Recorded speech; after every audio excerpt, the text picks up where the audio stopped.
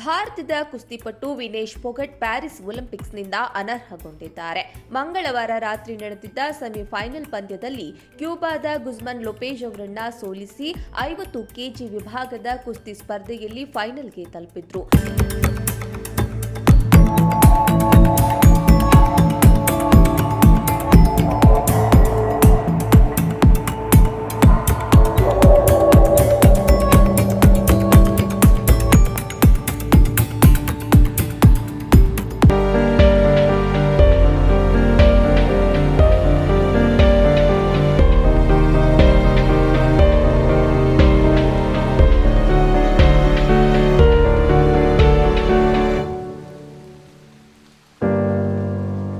ಮಧ್ಯರಾತ್ರಿ ಫೈನಲ್ ಪಂದ್ಯ ನಡೆಯಬೇಕಿತ್ತು. ಆದರೆ ಇದಕ್ಕೂ ಮುನ್ನ ವಿನೇಶ್ ಫೋಗಟ್ ಅನರ್ಹರಾಗಿದ್ದಾರೆ ಅನ್ನೋ ವಿಚಾರ ತಿಳಿದಿದೆ.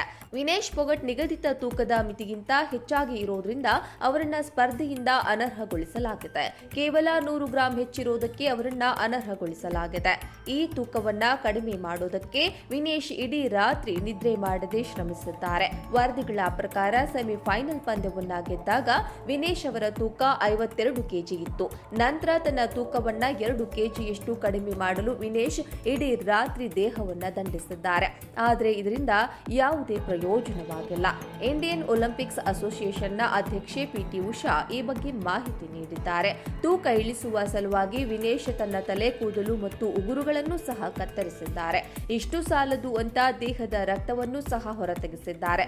ಇದರಿಂದಾಗಿ ಅವರು ಕೇವಲ ಒಂದು ರಾತ್ರಿಯಲ್ಲಿ 1 ಕೆಜಿ 900 ಗ್ರಾಂ ತೂಕವನ್ನ ಕಡಿಮೆ ಮಾಡಿದ್ದಾರೆ.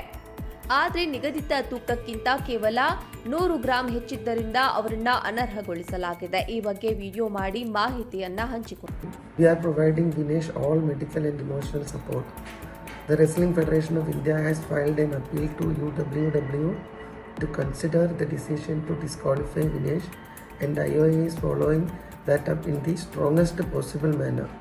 I am aware of the relentless effort made by Vinesh medical team led by Dr. Dingshaw Patiwala and the Chief Dimission Gagan Naran through the night to ensure that she could meet the competition requirements. ಆದರೆ ನಿಗದಿತ ತೂಕಕ್ಕಿಂತ ಕೇವಲ 100 gram ಹೆಚ್ಚಿದ್ದರಿಂದ ಅವರನ್ನ ಅನರ್ಹಗೊಳಿಸಲಾಗಿದೆ. ಈ ಬಗ್ಗೆ video ಮಾಡಿ ಮಾಹಿತಿಯನ್ನ ಹಂಚಿಕೊಂಡಿದ್ದಾರೆ. Indian Olympics ಅಸೋಸಿಯೇಷನ್ನ ಅಧ್ಯಕ್ಷೆ ಪಿಟಿ ಉಷಾ, ಕುಸ್ತಿಯಲ್ಲಿ ಪಂದ್ಯಗಳ ಮೊದಲು ಕುಸ್ತಿಪಟುಗಳನ್ನ ತೂಕ ಮಾಡಲಾಗುತ್ತದೆ. ಇದಲ್ಲದೆ 2 ದಿನಗಳ ಕಾಲ ಇದೇ ವಿಭಾಗದಲ್ಲಿ ಕುಸ್ತಿಪಟು ತನ್ನ ತೂಕವನ್ನ ಕಾಯ್ದುಕೊಳ್ಳಬೇಕಾಗಿದ್ರೂ ವಿನೇಶ್ಗೆ ಸಾಧ್ಯವಾಗಲಿಲ್ಲ.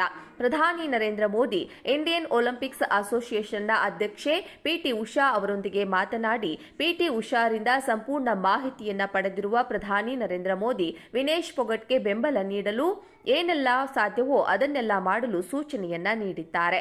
ಆದರೆ ಪ್ರಬಲ ಪ್ರತಿಭಟನೆ ದಾಖಲಿಸಲು ಮುಂದಾಗಿ ಎಂದು ಪ್ರಧಾನಿ ಮೋದಿ ಸೂಚನೆಯನ್ನ ನೀಡಿದ್ದಾರೆ. ಆದರೆ ಸದ್ಯಕ್ಕೆ ಒಲಿಂಪಿಕ್ಸ್ ನಿಯಮದ ಅನ್ವಯ ಅನರ್ಹತೆಯ ವಿರುದ್ಧ ಮೇಲ್ಮನವಿ ಸಲ್ಲಿಸಲು ಅಂತಾರಾಷ್ಟ್ರೀಯ ಒಲಿಂಪಿಕ್ಸ್ ಸಮಿತಿಯಲ್ಲಿ ಅವಕಾಶವಿಲ್ಲ.